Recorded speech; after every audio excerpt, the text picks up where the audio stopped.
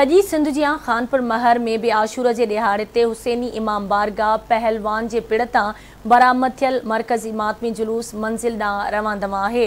उन हवाले से वीडियो लिंक ते मौजूद है काज़ी खादिम। जी काज़ी खादिम।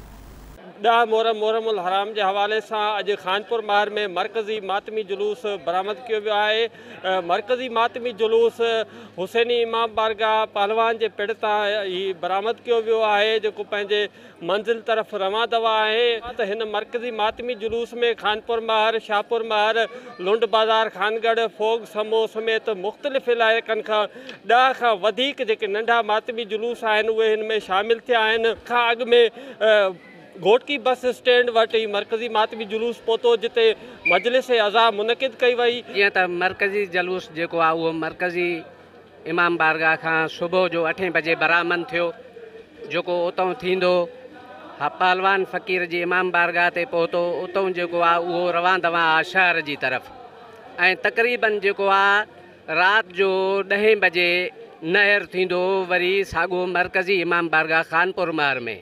ये इमाम हुसैन जी याद में 72 शोदा याद में असां जो जुलूस करदा हूँ। हर साल 10 मुहर्रम दुनिया में मल्हायो वेंदो आहे।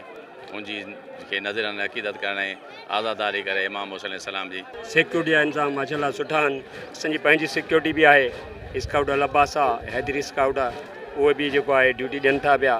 बेहतरीन इंतज़ाम हले तो। बिल्कुल सिक्योरिटी तव्हां भी ॾिसो पिया, और पुलिस भी आहे, काफ़ी रेंजर्स जी नफ़री भी आहे, ऐं अल्हम्दुलिल्लाह पुरसुकून ऐं पुरअमन हले पियो जुलूस।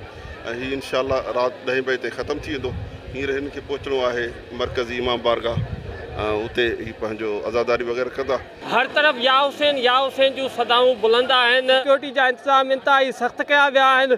पुलिस सां गॾु रेंजर्स जा जवान पिण ड्यूटियूं सरअंजाम ॾेई रहिया आहिनि। 100 खां वधीक जेके पुलिस एहलकार आहिनि उहे जुलूस जी निगरानी करे रहिया आहिनि। इन खां अलावा मां खे ॿुधाईंदो हलां त सिहत खाते जी टीम बि शरीक आहे, जेके ज़ख़्मी अज़ादार आहिनि उन्हनि जो इलाज करे रही आहे। शहर जे मुख़्तलिफ़ हंधनि ते चौकनि चौराहनि ते सबिलुनि जा स्टाल सजाया विया आहिनि ऐं लंगर न्याज़ जो पिण बंदोबस्त किया वियो आहे।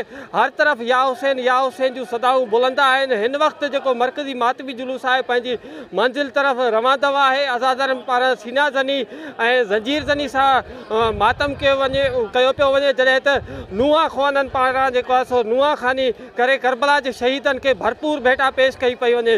हीउ मरकज़ी मातमी जुलूस आहे जेको पंहिंजी मंजिल तरफ़ रवां दवा आहे, जेको राति तक़रीबन 10 वॻे ही मरकज़ी इमाम बारगाह ते ही नहर कयो वेंदो। जी।